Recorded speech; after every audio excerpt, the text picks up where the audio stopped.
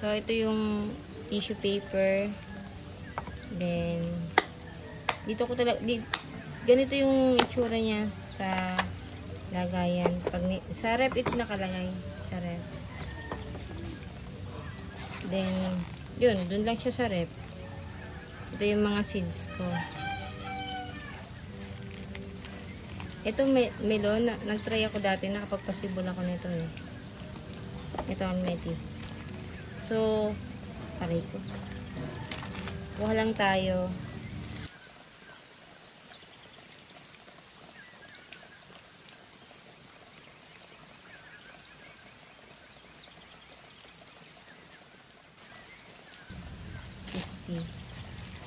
Okay, so 50 piraso yung ating ipupunla.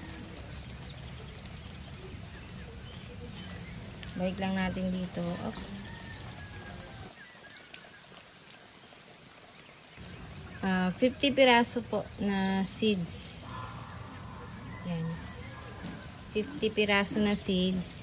And ayusin ko lang, basahin ko lang muna yung foam, then saka natin ayusin yung mga seeds. Para hindi dikit-dikit. Rainwater po itong gamit ko.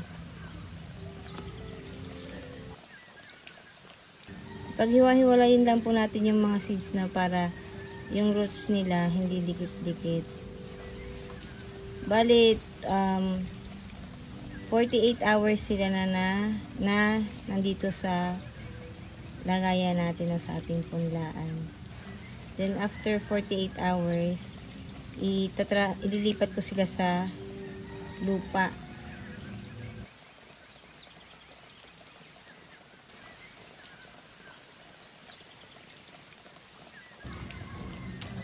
Okay, so ito na siya. Ang gusto natin gagawin ay ipa-plastic natin. Then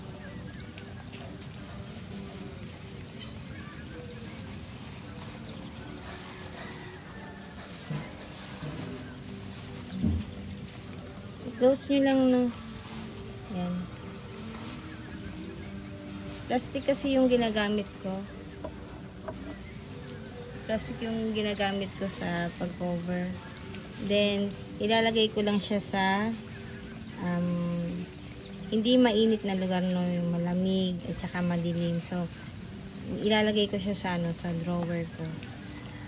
Tapos, saka ganyan lang siya. Then, check natin after 24 hours, then after 48 hours kung ilan yung mag-germinate na mga seeds dito. Okay. So after 24 hours po, ito yung nag-germinate, no? So nung nakaraan kasi sa lupa ako nagpunla direkta sa lupa, and out of 50, 19 lang yung na tumuloy na buhay, no? So, akala ko yung germination rate ng seeds ko, kasi nga 2 years na ito na nakastock lang sa ref, ay baka nasira na sila. Pero ito nga, sinubukan natin sa tissue paper, and ang taas pa nung germination rate. Binilang ko yung wala pang roots. 4 lang yung wala pang roots. So, tomorrow, pa 48 hours niya, ililipat ko na to sa lupa. So, ibig sabihin yung mga seeds natin na na-stock natin na 2 years na siya naka-stock, ay okay pa din naman pala. So, second day po ng ating mga Olmeti lettuce. And, chinek ko yung kung lahat ay nagka-roots, no? So, isa lang yung hindi nag-roots. So, out of 50, 49 yung okay, no?